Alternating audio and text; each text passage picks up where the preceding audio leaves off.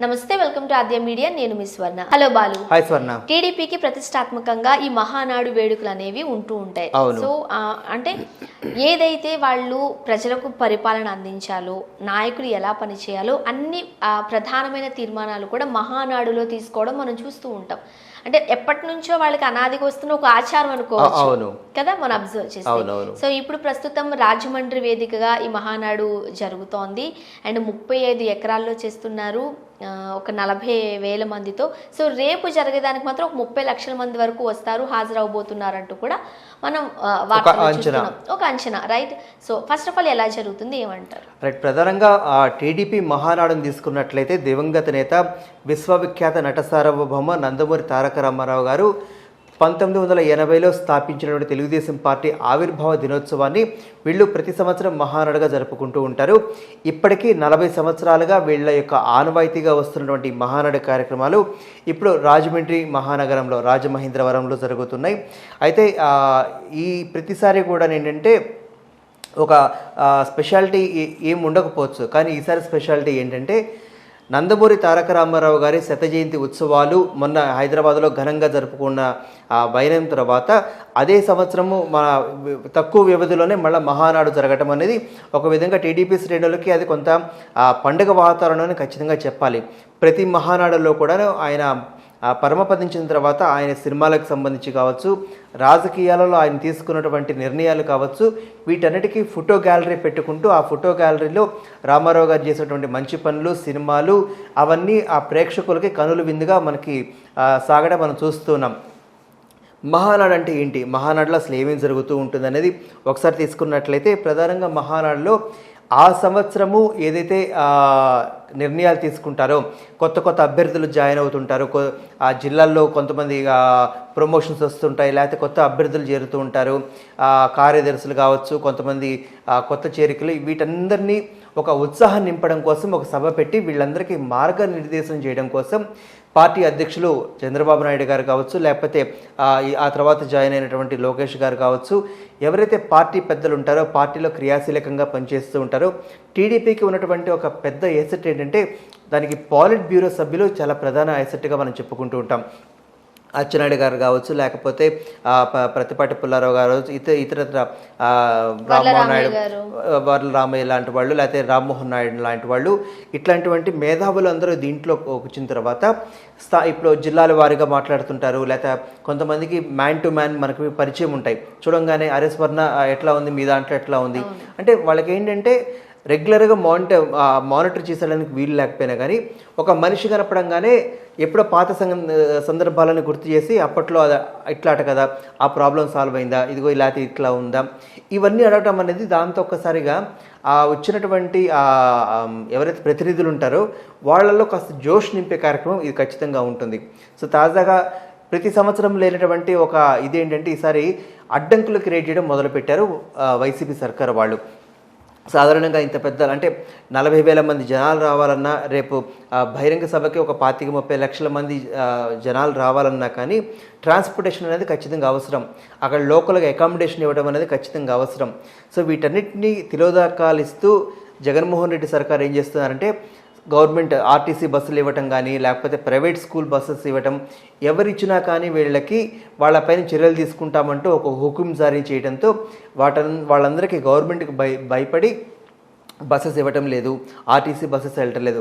కానీ మొన్న తాడేపల్లిలో లేకపోతే ఏదైనా అమరావతి రాజధానిలో అక్కడ జనాల సమీకరణకు మాత్రము ఆర్టీసీ బస్సుల్ని ప్రభుత్వం వాడుకుంది, కానీ టీడీపీ మహానాడుకు మాత్రము ఒక్క ఆర్టీసీ బస్సు వెళ్ళడానికి వీలు లేదు అంటూ ఒక హుకుం జారీ చేశారు. కనీసం ప్రైవేట్ బస్సెస్ సాధారణంగా వాళ్ళకి ఏంటంటే ఒక డబ్బులు డీజిల్ కొట్టించుకొని ఆ డ్రైవర్కి కాస్త ఎంతో కొంత ఇచ్చి వాళ్ళ బస్సులు వాడుకున్నందుకు ఎంతో కొంత రెంట్ పే చేసేస్తే వాళ్ళు ఇచ్చేవాళ్ళు, కానీ ప్రైవేట్ స్కూల్ యాజమాన్యాలు కూడా భయపెట్టి వాళ్ళ బస్సెస్ రానివ్వకుండా ఈసారి వైసీపీ సర్కార్ అడ్డుకుంది. వీటిలందరికీ సమాధానం చెప్పే విధంగా ఆ స్థానికంగా ఉన్నటువంటి నేతలు ఎవరైతే ఉన్నారో తొక్కుకుంటైనా సరే మేము మహానాడు కార్యక్రమాన్ని చేసుకుంటామంటూ ప్రధానంగా వాళ్ళు చేసినటువంటి ఒక మాట, దాని తగ్గట్టుగానే అతిరథ మహారథులు అందరూ వచ్చేసారు. ఈసారి లోకేష్ కాస్త సెంట్రల్ ఆఫ్ అట్రాక్షన్గా నిలుస్తున్నారు.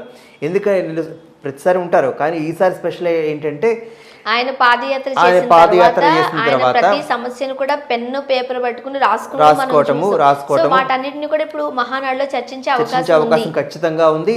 ఒక్కసారిగా లోకేష్ పెరిగినటువంటి ఆ క్రేజ్ ఏదైతే ఉందో, ఆ మానియా, లోకేష్ మానియా ఏదైతే ఉందో, ఈసారి ఈ సభలో కనిపించే అవకాశం ఖచ్చితంగా కనిపిస్తుంది.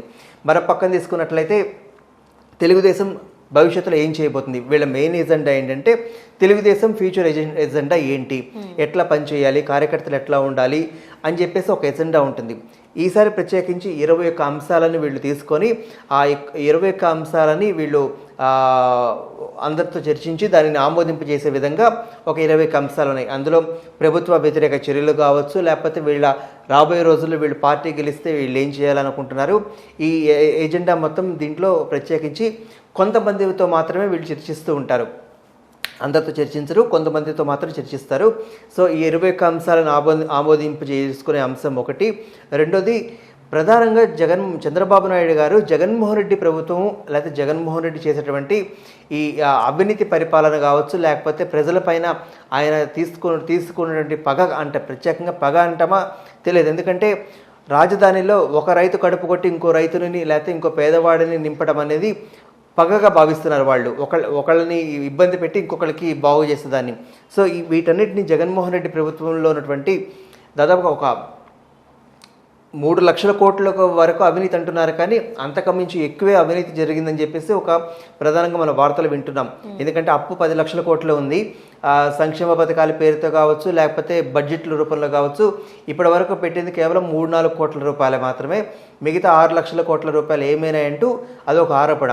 సో జగన్మోహన్ రెడ్డి సర్కార్కి సంబంధించి అదేవిధంగా లబ్ధిదారులు, అమరావతి రాజధాని విషయము, విశాఖపట్నం తరలి వెళ్తే ఏం జరుగుతుంది, వీటన్నిటిని ప్రజలకు ఎస్పెషల్లీ టీడీపీ కార్యవర్గ సభ్యులకు తెలియజేయడంలో ప్రధాన భూమిక పోషిస్తూ ఉన్నారు. వీళ్ళతో పాటుగా చాలామంది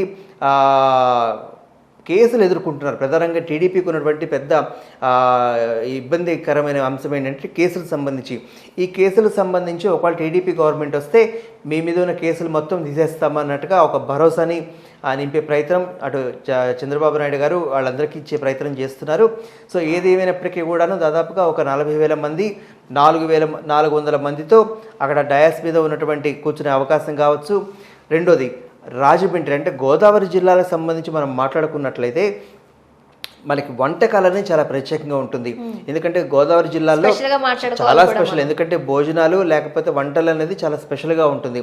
ఎవరెవరికి ఆ గోదావరి జిల్లా ఎస్పెషల్లీ స్వీట్స్ కావచ్చు, కొన్ని రకాలైన వెజ్ ఐటమ్స్ కావచ్చు, కొన్ని రకాల నాన్ వెజ్ ఐటమ్స్ కావచ్చు, వీళ్ళందరికీ వడ్డించే దాంట్లో కొంత సిబ్బంది అటు నిమగ్నమై ఉన్నారు.